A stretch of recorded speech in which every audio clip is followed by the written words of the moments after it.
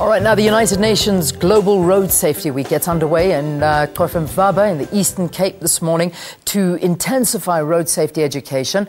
The initiative is a worldwide campaign which aims to highlight particularly the plight of children on the world's roads. It targets key safety aspects such as seatbelts for kids, scholar transport and patrol, cycling and helmet wearing, as well as distracted walking. So let's go over to Unathi now, our reporter who is there on the scene, Unathi Binqose, who is at the launch of this campaign in Cofimvaba.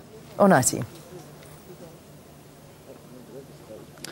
Thank you very much, Leanne, and a warm welcome back to our viewers back here in Cofimvaba. As you can see behind me, this stop and search program continues. It started very, very early in the morning at around 6 o'clock, and I can tell you now we have about 10 cars that have been stopped already, and a lot of them have been impounded, and they were transporting kids from villages around here to schools here in town, and a lot of them have been found to be unroadworthy, and the traffic officers have duly put them off the road, potentially saving a lot of lives. I mean, you'll never know. It's hard to predict when the accidents will happen, so they have potentially saved the lives of these kids, and we know that for each death there are a lot more kids that sustain injuries and live the rest of their lives with physical and emotional scars, and thankfully they may have been saved from potential danger by this sweeping roadblocks that are taking place here. However, to speak more on issue of scholar transport, we are now joined by the MEC of Transport here in the Eastern Cape, Ms. Weziwe Tigana. Ma'am, a very good morning to you. Tell me, why have you decided to put these cars on off the road? They are imposing a risk to the learners. What we've identified is that as much as we've contracted the operators, they've changed the vehicles we've awarded contracts for. So that's the challenge which we're experiencing as the program. Hence, we are continuing with our programs of stop and search, especially in the scholar transport vehicles. How are you going to ensure that this intensity is sustained? It's not just a once-off event. Indeed, it's not a once-off program. We are having a monitoring team of the scholar transport, which will work hand in glove with our public transport operators and traffic officers to just do random stop and search and our normal roadblocks in the road, because for us the safety of learners and the safety of everybody in this Eastern Cape is very critical. As we all know that we've launched a road safety campaign, and for us this is a year of road safety. Also, we are prioritizing, or we are starting a program of insourcing the scholar transport program. We are identifying more challenges of operators who have been contracting, some of them without having any vehicles. So this program exposes us to a lot of challenges we are experiencing as the Department of Transport.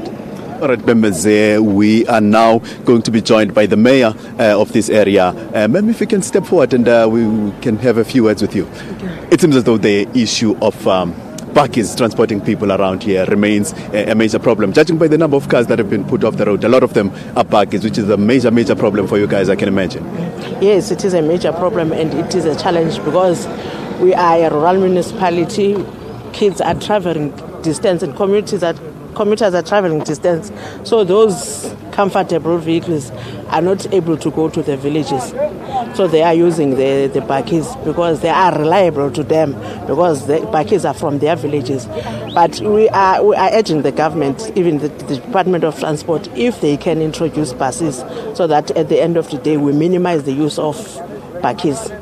All right, today, I mean, there's this legislation that each and every passenger in a car has to be in a seatbelt, and that is impossible in a bakkie. It must be a big worry for you guys. Yeah, it is, because it's risky. It's risky. It is a worry. Hence, I'm saying we are going to work, because there are roads with buses. So we are going to work with the department to introduce the buses so that we can be sure that our people are safe. Executive Mayor, let's wish you the best of luck in doing that. Thank you very much for your time. Thanks. Thank you. All right, that was the mayor of this local municipality here, highlighting the problem of buggies that continue to transport people here. It's a catch-22 situation for a lot of people here, as she has pointed out that a lot of the comfortable cars are not willing to travel to those those villages with roads that are almost impossible to drive on. So it is a major problem here. And speaking to the Deputy Minister earlier on, just trying to highlight the immense burden that these road crashes create to the economy of this country. She says that she told us that it costs government about 3 billion rands to help these accident victims through road accident fund and sustaining their well-being after sustaining injuries. So it is a major problem, and we can only hope that the government will put pay to the promise of introducing buses, particularly for the villagers here.